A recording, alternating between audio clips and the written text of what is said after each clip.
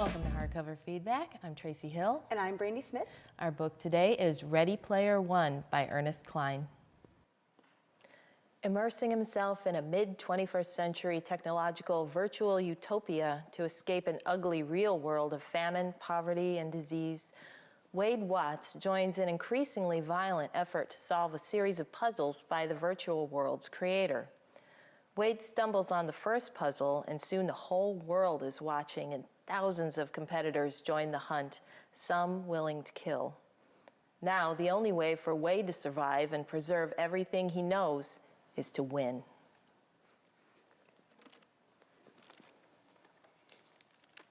Halliday had prepared a short video message, along with instructions that it be released to the world media at the time of his death.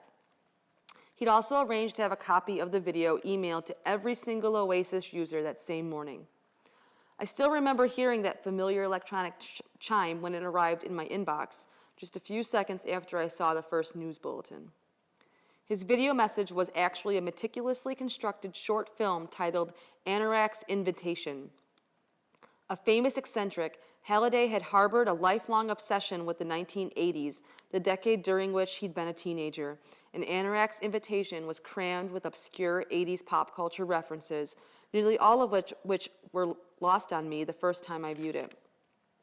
The entire video was just about 5 minutes in length, and in the days and weeks that followed, it would become the most scrutinized piece of film in history, surpassing even the Zapruder film in the amount of painstaking frame-by-frame analysis devoted to it.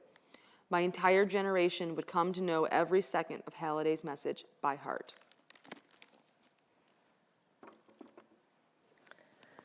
This book is so full of delicious pop culture references that I can just see people picking it up just to have that moment of, oh my goodness, I remember that. That movie was my favorite. That song is my favorite, whatever. It's just very interesting how he slammed all of this like pop culture stuff in one book. It's great. Yeah. I loved it. Yeah. It's fabulous. Because the author fed all that in through Halliday, who created essentially the Uber Internet, which controls it. It's the go-to place. It's better than the real world has become in the context of this book. And so the author is able to funnel all of that 80s love through Halliday, and Halliday funnels it through the Oasis system. But it's not even like an internet so much as it is like a combination of the internet and an MMORPG. So it's like a huge video game slash, like if the internet was an interactive video game. Yeah. So instead of going, I'm gonna type in that I'm going to Google to find this, it's like, hey, my avatar is walking around and I'm gonna go to the Google universe or whatever universe you wanna go to. Like, oh, I wanna watch a video from, I don't know, I wanna watch Top Gun, okay. Just a random 80s movie to go along with the 80s feel of this book. So you would you could go to like somebody's like house in the Oasis and like virtually put in a DVD and watch Top Gun in someone's virtual living room while you're actually sitting in a room with like a thing on your head. Yeah. It's the craziest, most amazing thing ever, and I think it's great, and I want to live in the Oasis. And everyone else in the story does too, because the physical world, you know, things you can actually touch and stuff is so horrible because it's overpopulated. Most people are impoverished.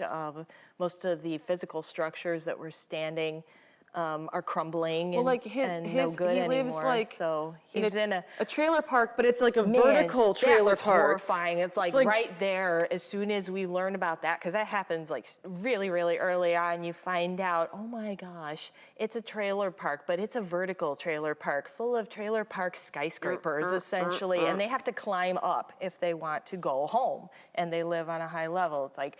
That's crazy. And that information is important later on in the book, too. Yes, it is relevant later on. And so just kind of like to explain a little bit more about what's going on. So Halliday dies and has like $60 billion or some like obscene amount of money. And So the first person to find his hidden clues in the game and solve all of his little puzzles will get all of his money. Yeah, Everything. And he'll basically own the Oasis. Because he didn't leave So- a named heir. He Right. left it to whoever can could do be it. enough like him to work through these challenges. So Wade, he's been looking for it and studying everything. Like, to study things, it's like, oh, we're gonna watch Family Ties every episode of the entire show, and that's what we're gonna do to me, because you never know if that could possibly be part of the hint or whatever. So he stumbles on the first one and unlocks it, which then starts the like big dam breaking of everyone finding it. And like the big situation with the competition is there's the regular people, the Gunters, the people who are searching like Wade and some of the other characters. Yes.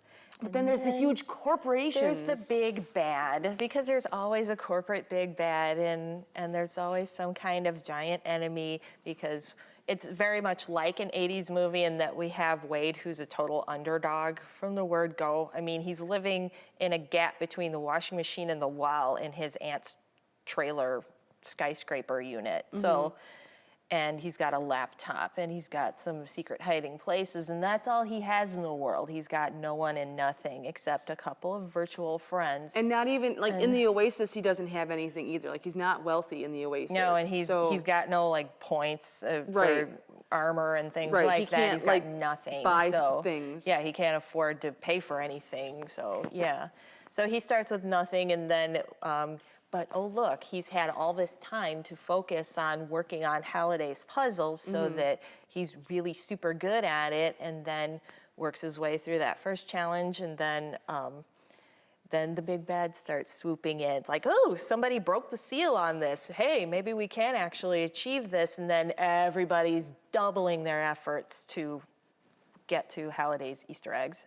It's kind of like, it's almost, I kind of want to think it's kind of like a version of, like, I don't know, The Amazing Race or something. It's like this crazy, like, everyone's doing it, and sometimes there's like alliances of people who are working together, but then they're really not because they all want to win.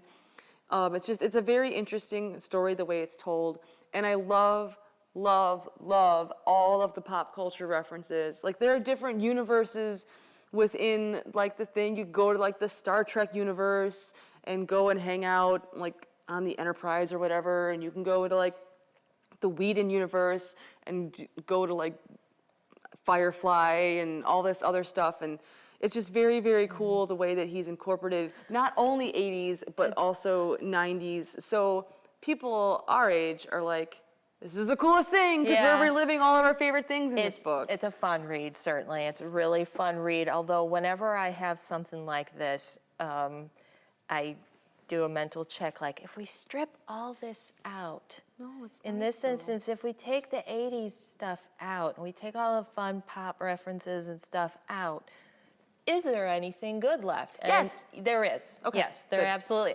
That's where I was going. Just wanted to make sure. And so, yeah, there actually is a substantial story under here, because even without any references to anything else, there's still this system of the two worlds, the physical world and then the Oasis. Those are still in place, and Wade has to fight his way through. And then more interesting to me is what starts to happen in the physical world. He has to guard himself in both places, and he has to make stronger alliances in both places as the challenges get thicker and things get a lot harder for everyone.